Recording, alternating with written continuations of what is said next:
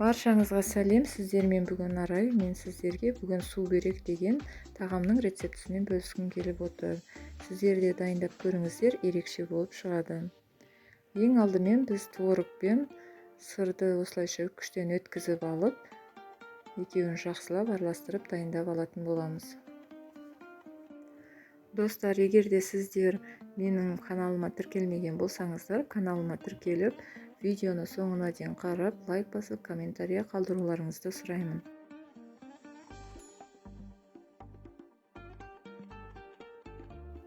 Мінекей творогымыз бен сырымызды осылайша жақсылап араластырып, дайындап бөлек қоя тұратын боламыз.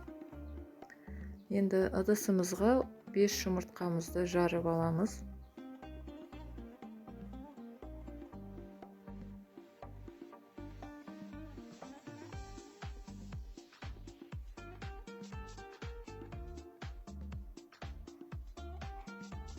Tuzumuzu қосамыз. Жақсылап жұмыртқаларымызды араластырамыз.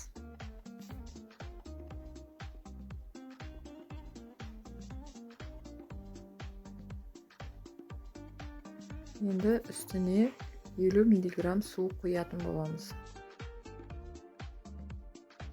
Жақсылап араластырып алып, үстіне керегінше ұнымызды қосамыз. Примерно 350-400 грамдай ұн кетеді.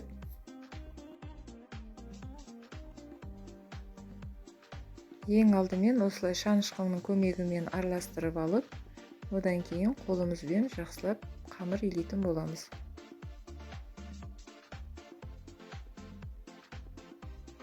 Мінекей қамырымыз дайын болды. Енді ыдысымызға кішкене ұнды сеуіп, қамырымызды қойып қоямыз. 5-10 минутқа қойсаңыздар жетеді.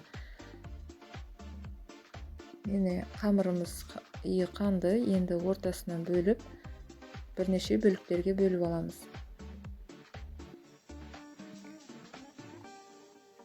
Мен 6 бөлікке бөлдім.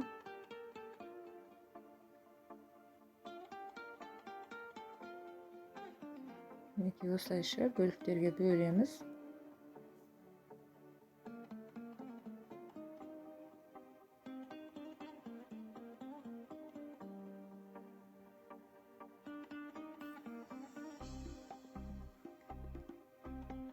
Енді әр бөліктерін осылайша домалақтап қойып қоямыз. Содан кейін шетінен алып, жұқалап, қамыр жайма сияқты қылып жаятын боламыз. Достар, осы видеоның астында поделиться деген батырмасы тұрады. Соны басып, достарыңызбен осы видеомен бөлісе отырсаңыздар.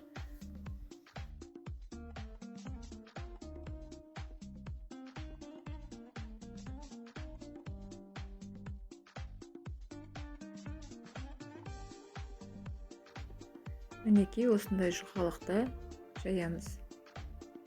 Осындай жұқалақ болып. Енді газымызда қайнап тұрған суымызға жәнегі жайған қамырымызды салып 2 минутқа қайнатып алатын боламыз. 2 минут жетеді. 2 минут кене қайнататын боласыздар. Осылайша арасын ашып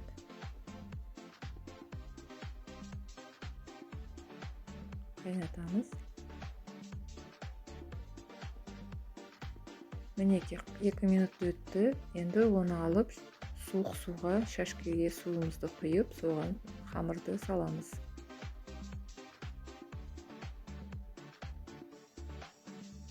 Енді духовканың табасын алып, астын майлаймыз.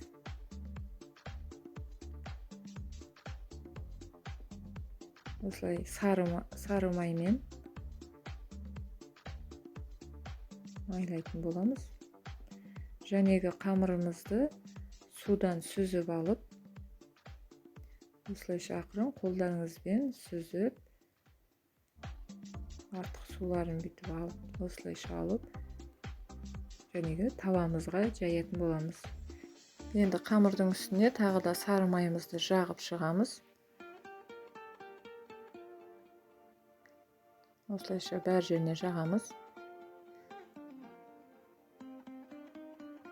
Одан кейін жәнегі дайындап қойған творог пен сырымызды сеуіп шығамыз. Егерде сіздерде көп мөлшерде творог пен сыр болса, осылай ортасына көптен сеууге болады. Солайынша келесі қамырларымызды да осылай кезек-кезекпен осылай бірінші қайнатып аламыз. 2 минуттан артық қайнатпаңыздар, 2 минут жеткілікті. Одан кейін суық суымызға қамырымызды салып, жәнегідей сүзіп алып, үсті-үстіне қойып, және сары майымызды жағып, сыр мен творогымызды сеуіп, солай дайындай беретін боламыз қамырымыз біткенше.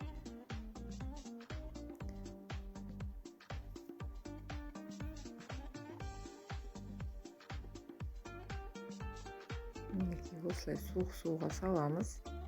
Оны да осылай сүзіп аламыз.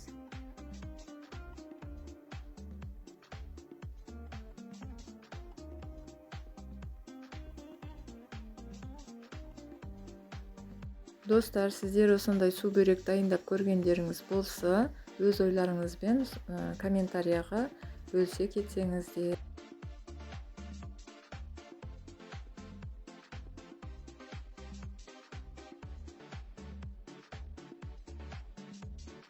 Мінекей осылайынша соңғы қамырымызды да пісіріп, бетіне осылай әдемілеп жайып аламыз.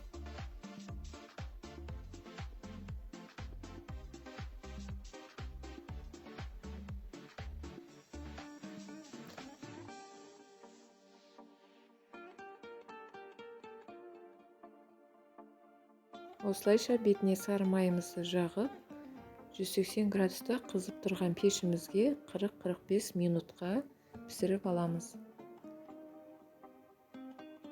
Енді пештеріңіздің ыңғайына қарай қарап тұратын боласыздар. Кейбір пештер тез қызатын, тез пісіретін болады.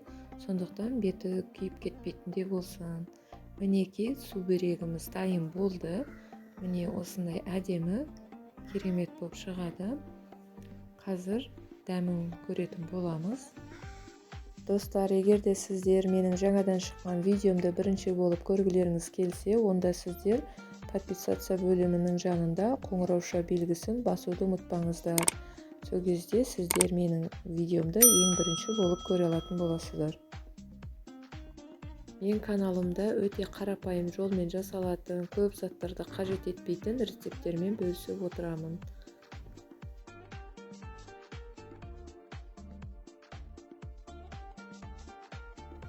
Мінекей, өздеріңіз көріп тұрғандай керемет әдемі болып шықты. Дәмі де керемет болады.